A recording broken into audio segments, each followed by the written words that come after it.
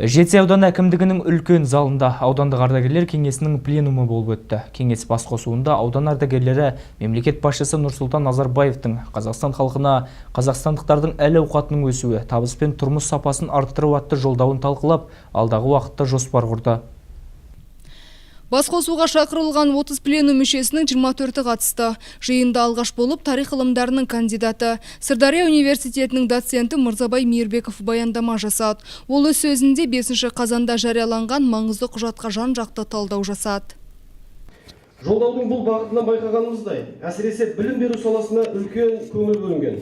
Білім берудің барлық сатыларында өте өзекті мәселелер қамтылған. Мұның маңызы зор, себебі қазір білім мен ғылымның заманы. Бүгінгі сәт сайын өзгеріп дамып келе жатқан дүбірлі дүниеде шаң қауып қалмай, бәсекеге қабілетті 30 елдің қатарына кіруіміз үшін де ең алдымен осы білім керек, сол білімнің деңгейіне байланысты. Әсіресе елбасы айтқан көптің көкейінде жүрген мұғалім мәртебесін көтеру мәселесі бәрімізді қуантты. Осы жолдаудың басты мақсаты адамның даму мәселесі болса, ал сол адамға білім беріп, тәрбиелеп, қоғамға бейімдейтін, оны тұлға ретінде қалыптастыратын ол әрине мұғалімдер. Биылғы жолдау басқа жолдауларға қарағанда ерекше, өйткені халықтың жанына, жүрегіне жақын екенін жарыс сөзге шыққан. Қоғамдық кеңес төрағасы Тойым Жүнісов тілге тиек етті. Олай дейтін себебі басқа жолдаулар күрделі, әртүрлі экономикалық және саяси мәселелер көптеп көтеріліп, қарапайым халыққа түсіну қиынға соғатын еді.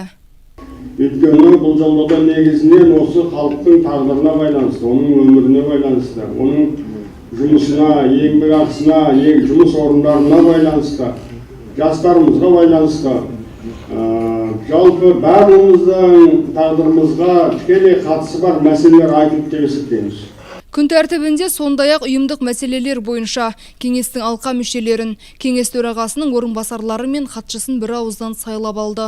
Пленум соңында елбасы жолдауы халықтың әл-ауқатының артуына негіз атты үндеу жарияланып, ауданның қоғамдық өміріне, әлеуметтік экономикалық саласына үлес қосып жүрген бір қатар ардагерлер аудан әкімінің алғыс хатымен және ынтымақ медалімен марапатталды. Жетісай ауданынан Құрман Айыркімбекқызы, Ғани Оралбайұлы, жаңалықтар қызметі.